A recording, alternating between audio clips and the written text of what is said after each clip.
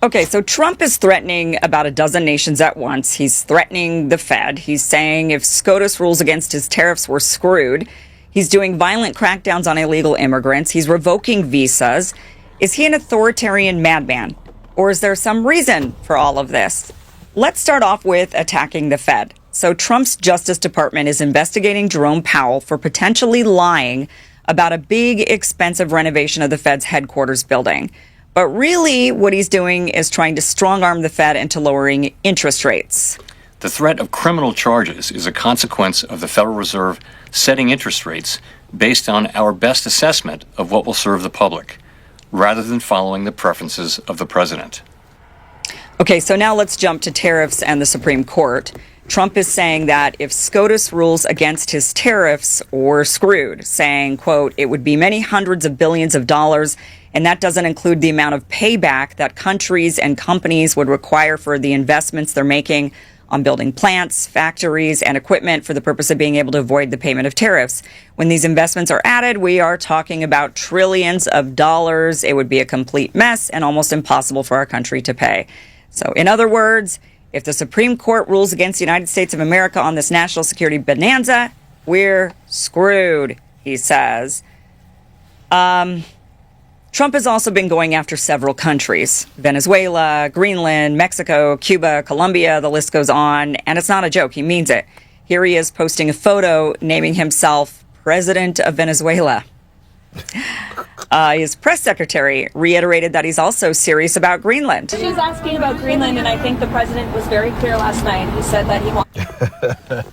Hey, Shalom, Akim, Shalom. First thing and foremost, I want to give all praises and glory and honor that's due to Yahweh, Ba'ashim, Yahweh Shai, Ba'ashim, Rakakwadash. Double honor to the apostles and elders of Great Millstone that rule well. Peace and blessings and salutations to the whole elect. Noise of the gospel rod. Lift up the standard of Yahweh, Ba'ashim, Yahweh Shai, wherever it may be. This is another lesson through the spirit. It says Trump is panicky, economy is collapsing. This is from Kim Iverson, Fair Use, Fair Use. And we told you that the concept, or that the West was collapsing because they're starting all these wars, trying to extort resources from these Latin American countries. You know, like Venezuela. He just labeled himself current residing president of Venezuela. Hell nah, Trump is a demon. He's a comical demon. Because, I mean, this dude has declared himself, he's a fucking dictator, man. And then he's investigating the Fed chairman, Jerome Powell, which, I mean, all you a bunch of goddamn crooks when it's said and done. But the reason why he's going to Venezuela and Colombia and Cuba is because, you know, he needs to make good on that oil. So therefore he can have leverage over the other nations when it comes to bargaining that petrodollar, which is collapsing by the second.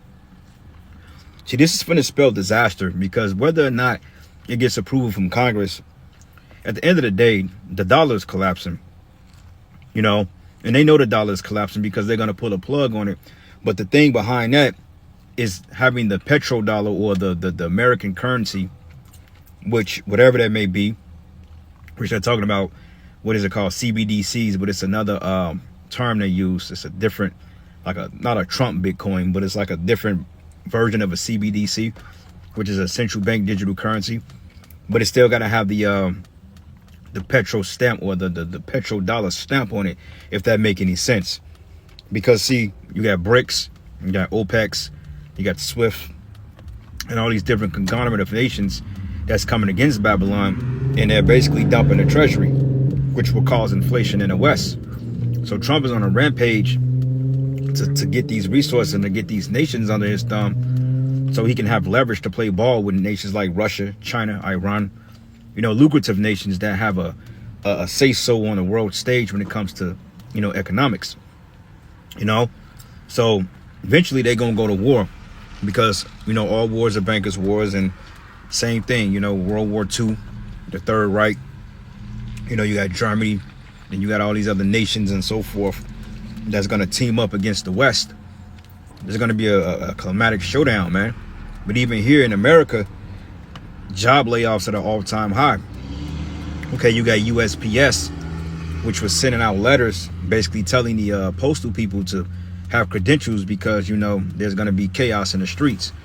And roughly Trump wanted to deploy, what, 500 something troops to each state by January, and looked like it's on point, you know. But regardless of it, America's in trouble. Mass layoffs, the collapse of this dollar, which will cause a global collapse, which will push America further into this third world war. Okay, so let me get a preset real quick, because this is all done by design, by the way, you know. But Esau, he deals with what you call fraud. Okay, this is a fraudulent based system. The money's all jacked up, you know, tariffs, which is nothing more but a tax that we have to pay. And this is why you stupid people out there was jumping up for joy when Trump was talking about putting tariffs on China. I think he put like fucking 300% on them, and then they retaliated. And then he came, you know, they called his bluff, you know. But then you putting tariffs on Canada, Mexico, China, different European nations and so forth. And it came back to bite him in the ass. And reality of it is, the American taxpayer, which is us, you know, the goyim, as they call us, which means sheep, slaves, we had to front the bill. This is why fucking used cars are up, what, 27%? Okay? The price on a new house, this dude was talking about 50-year mortgages, man. The hell would I want to pay a 50-year mortgage for, just to give or take favor, save a few $100s a month? Which the longer you pay on something, you're going to pay more interest on the back end. So the best thing to do is pay it off in a lump sum. You know, like if I had like a 5-year car loan and I get like a 5% interest rate, and over 5 years I pay 5%. But if I want to put extra down on it, and I want to come up with an extra $300 a month, I can pay that note off a lot faster and save more money on the long run. Okay, cheaper monthly payments doesn't mean you're saving money in the long run. It's just at the time, you know. So this is where we at. All hell getting ready to break loose, you know. James 5:1, go to now, ye rich men, weep and howl, for your misery that should come upon you. Yeah. All right, you elites, okay, the elites of the society, you know, from your banking cartels, man, your Rothschilds, your Bilderbergs, you know, your Rockefellers. And they set up pundits like this guy Trump, you know, or BB Mikowski. You know, they set up pundits like that to do their bidding on a world stage, which BB, he's nothing more but a puppet of damn self, man. Okay, but there's levels to puppetry. As we know that America takes orders from Israel. This is why he's sending billions of dollars over there annually, you know, building up their schools, free education, health care. Well, yet your ass is paying $1,000 deductible and still getting hit with a bill every month for your medical bill. Shit is backwards as hell. But it says your riches are corrupted and your garments are moth eating. And we know the concept of a moth, they eat clothes, man. Your gold and silver is cankered, and the rust of them should be a witness against you, and shall eat your flesh as it will fire. For ye have heaped treasures together for the last days. Yeah, you know, hoarding the gold and silver, the resources. Okay, he's talking about selling Venezuela oil at a cheaper price just to have some type of relevancy in the West. And the nations are mad as hell at him, man, because they know that it's unethical. And the fact that he didn't get approval from Congress to do what he's doing, that's nothing more but declaration of war, which is going to come back and bite him in the ass, man. That's why the scriptures say that continually they are gathered together for war. And behold, I saw the wicked spread himself like a green bay tree, man. This dude is everywhere that he don't belong. Talking about, well, it's for the American people. You ain't done nothing for the American people, man. Motherfuckers still paying $3 for eggs. Rent still high. Car notes are high. People are still losing, man. You know? And it says, behold, the hire of the laborers who have reaped down your fields, which is of you kept back by fraud. Yeah, this fraudulent ass Federal Reserve System. And the cries of them which have reaped are entered into the ears of the Lord of Sabaoth, man. Okay? So let's, what is this right here? ChatGPT. Let's do this.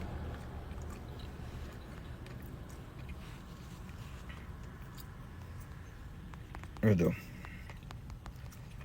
See what it says here. I know they might not really give you anything because these things are actually put together by corporations. But let's see. Let's see what it says. The Federal Reserve fraudulent. I'm sure they got some information on it, but of course, no, the Federal Reserve is not fraudulent. Sure it's not. Fucking you establish a private-owned bank by fiat currency and it's not being backed by anything. That is fraudulent. And it says, but it is controversial when people use the word fraud to criticize how it's structured, how it operates. Get the fuck out of here, man.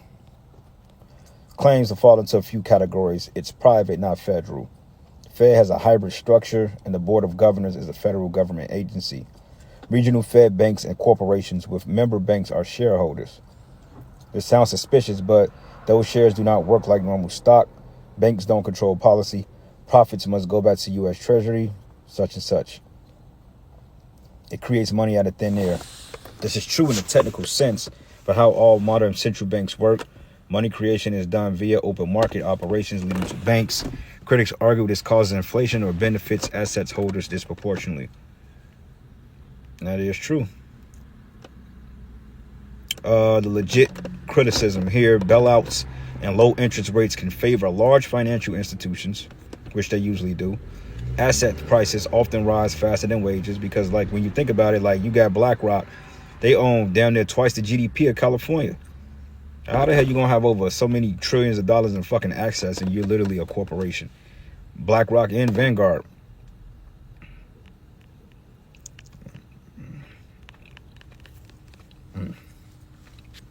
Let's see what this Grok madness say.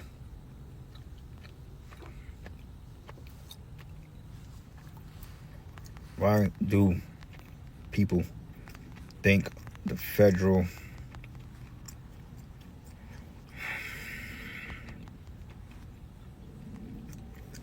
is fraud?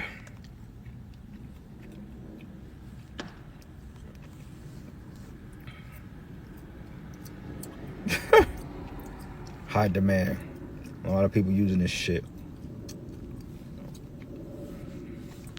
Anyway.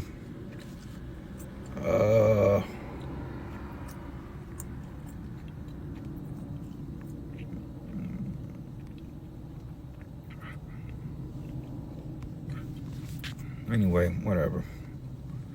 Why do people... And bear with me, I'm trying to type this in.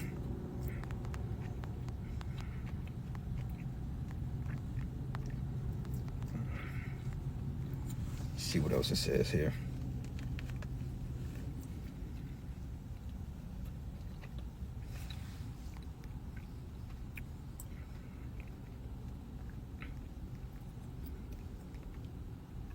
Inflation feels like death. And the reason why you have inflation is because the dollar is losing purchasing power. That's what that is.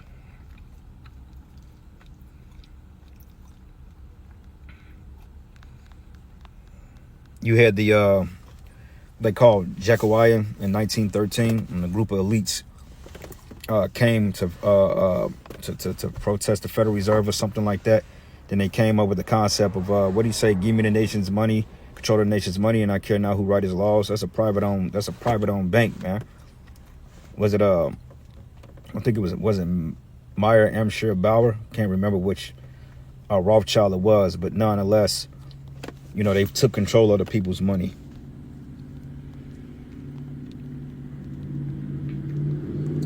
It says, sounds like a government agency, but isn't one. The Fed is neither public nor fully private. It is private. Regional Federal Reserve banks are corporations owned by member banks. Private banks controlling the nation's money. Those banks do not control monetary policy, but most Fed profit goes to U.S. Treasury. Creation feels like counterfeiting. Create money electronically, or your interest rates sound indistinguishable from fraud or counterfeiting. Inflation quietly reduces purchasing power, especially due to the tariffs. My saving buys less. My wage don't keep up. Shit, we've been way stagnant for fucking decades, man. Assets go up, I'll fall behind. Someone is stealing value from me.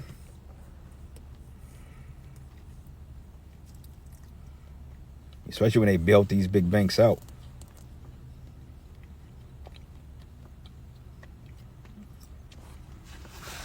But this is what James, the 5th chapter, is really going into. And it says here, you've lived in pleasure on the earth and been one time and have nourished your hearts as in the day of slaughter. Yeah, stealing the resources, man. That's why it tells us in Obadiah, what you have stolen till you've had enough.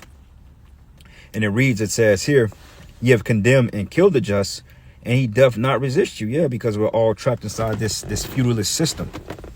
Okay, this is a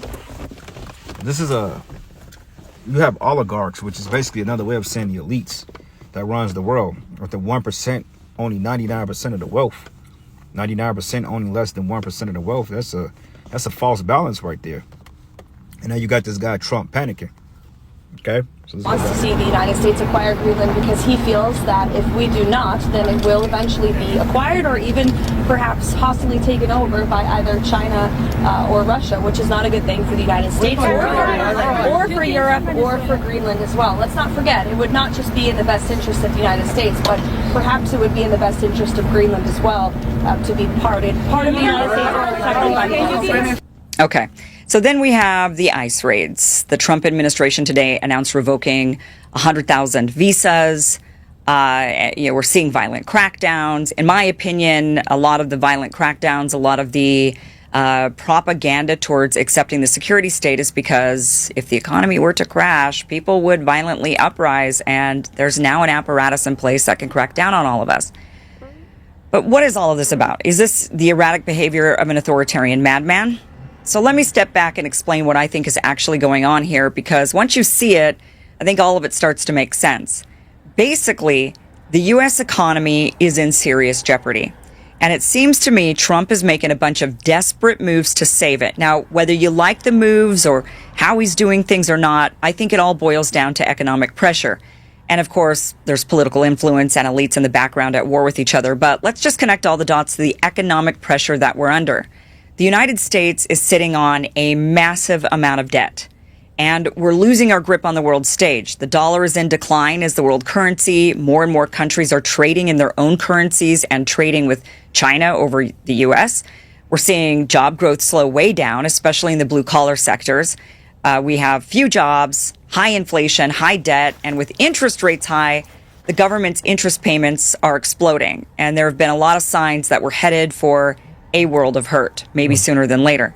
And that's why I think Trump... Yeah, may 2026 be the year that this bitch finally fucking falls, man. I'm tired of this shit. And you people need to get jacked up because you're too damn proud.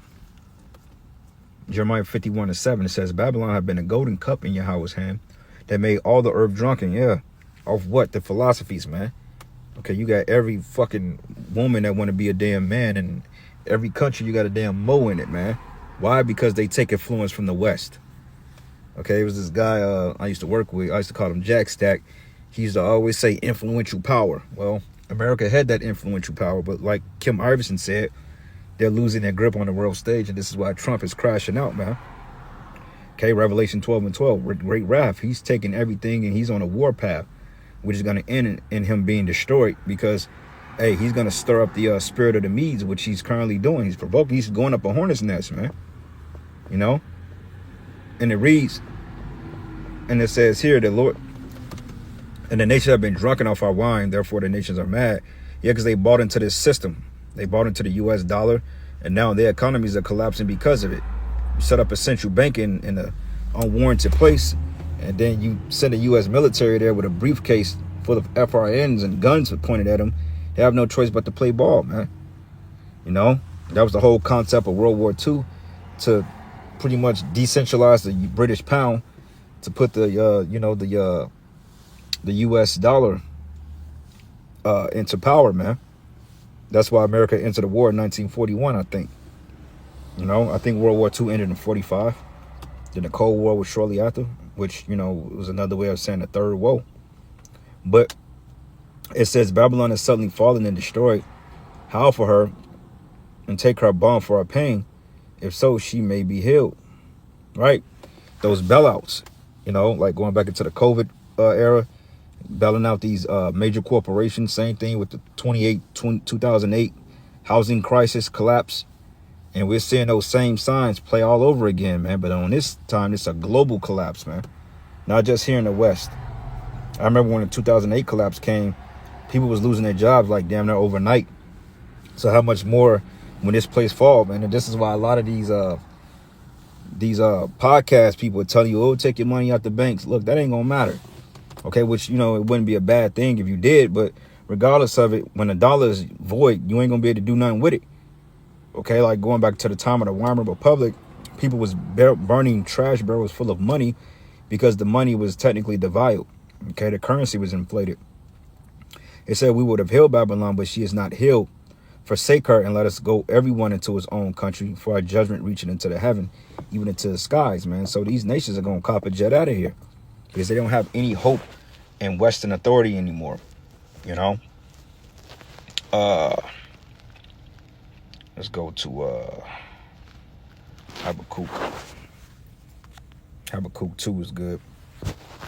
And some of these same scriptures are going to come out because they're just, you know, it's in tandem with the lesson. Hell, Zephaniah 1 and 10 is a good precept too when it goes into the inhabitants of Mektesh, the merchant cities. The collapse of the Roman Empire seen a similar fate as well. Habakkuk 2 and 5. Yeah, also because he transgressed by wine, he is a proud man, need to keep it at home, and desired his, and enlarge his desire is hell, and is deaf and cannot be satisfied. And will gather it and heap it to him all people. That's right. This is why he's in Venezuela now, man. That's why he's trying to take Greenland, which is a NATO of ally. I mean, a ally of NATO. Shall not these take up a parable against him and a taunting proverb against him? And say, woe to him that increaseth that which is not his? And how long to him that laden himself with thick clay? Yeah. Thick clay goes into debt. The Hebrew word abayat, which means thick debt. Okay. And this is why America is in other lands trying to steal resources, because even with that debt, they still need to have authority and have the other nations in subjugation into their policies, man. All right. So anyway, with that, all praises and glory and honor that's due to Yahweh Ba'ashim Yahweh Shai Ba'ashim Rakakadash. Lord's will, you will edify. To the next lesson. Shalom. Is hammering the Federal Reserve to lower rates. Not because he doesn't think that lowering rates will cause inflation. I think he understands that because it would, and we already have a lot of inflation. But I think from his point of view, keeping rates high for too long risks something breaking. Lowering rates definitely don't solve the problem, but they maybe buy some time. And right now, buying time, I think, is what he's after. Now let's look at tariffs. Tariffs are a tax on us, let's face it. They are a tax on us disguised as taxes on foreign countries. The government is collecting billions more in revenue off the backs of Americans, and it's simply not sustainable. It might even be illegal, which is what Trump is worried about. If SCOTUS rules against Trump, then the tariffs stop. And not only that, payback could be demanded. Now, of course, you and I won't be able to sue for the increased inflation that tariffs have caused us, but companies will. They're going to get their money back. And worse for the government, you know, the debt is going to worsen and they won't have us to lean on to pay down that debt anymore, which is what they're using tariffs for. And it's particularly scary because in a healthy economy, courts can strike down policies and the system absorbs it. But in a stressed economy, losing a major revenue tool creates a real problem for the government.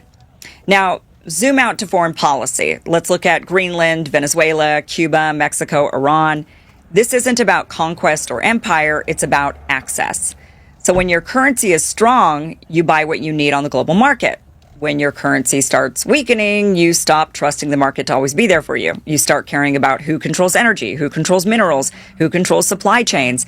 That's what securing resources before China gets them or controls the economic world is about.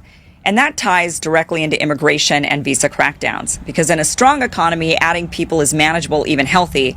Housing expands, jobs grow, tax revenue goes.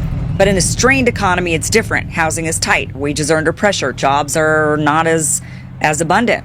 Public services are stretched, budgets are breaking. You got to get rid of the extra bodies.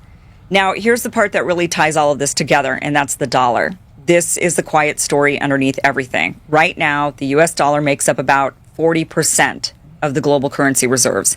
That's the lowest it's been in at least 20 years.